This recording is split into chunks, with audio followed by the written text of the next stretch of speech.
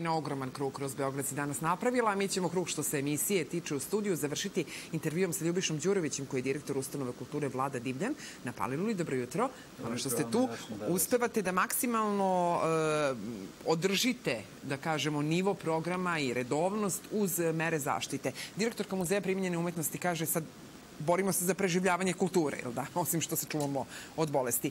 Kako izgleda procedura ulaska i boravka na vašim programima i posle dezinfekcije? Baš onako kako je propisano od strane štaba, odnosno kriznog štaba.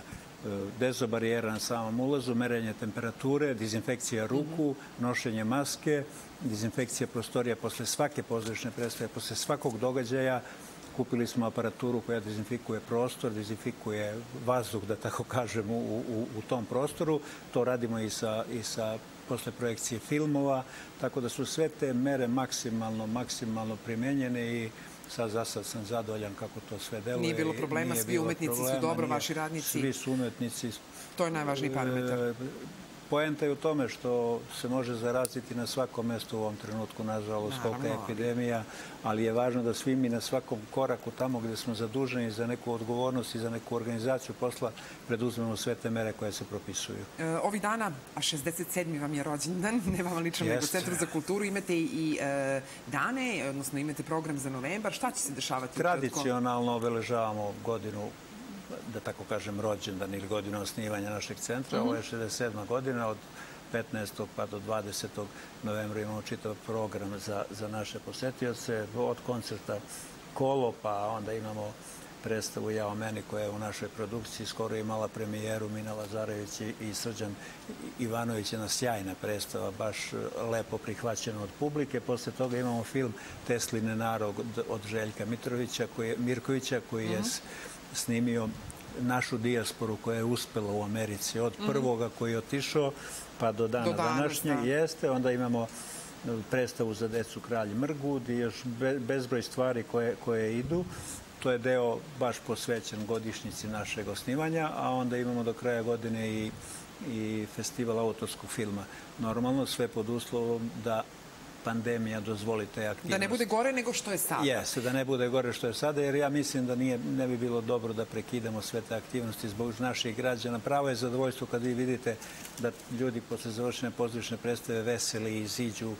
Znači, opustili su se, taj duhovni život je malo obogaćen. Ovo je besplatno, što se pozorište tiče, bioskop je 300 dinara. Samo je bioskop zbog distributera koji nam daju filmove.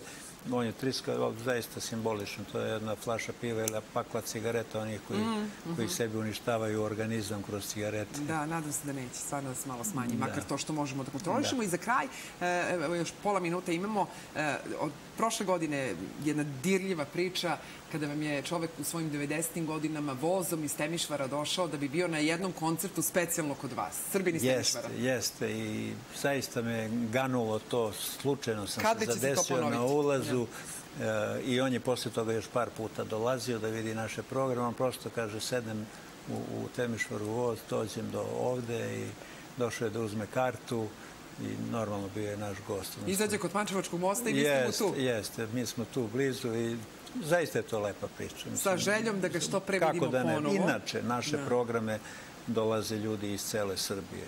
Od Subotice, Kragujevca, Rače, do Zrenjanina, već da ne pričam, Pančevo i to je svakodnevnica. U svakom našem programskim aktivnostima ljudi učestvuju i dobro je što učestvuju. Spremamo još nekoliko predstava, na primjer, bit će u našoj produkciji jedna jaka predstava, tako kažem, bračne priče, odnosno bračni život. To je najjača predstava. Sjajna predstava. Tu ne može da ne uspe. Nema jače priče od bračnih priča. I zaista sam zadovoljan kako sve ovo ide i nadam se da nećemo morati da prekidamo program, jer zaista je kultura u krizi, posebno ovi koji se bave slobodnu kulturom. Pa ljudi nemaju od čega da žive, ovi koji su u kulturi, a mi koji nismo...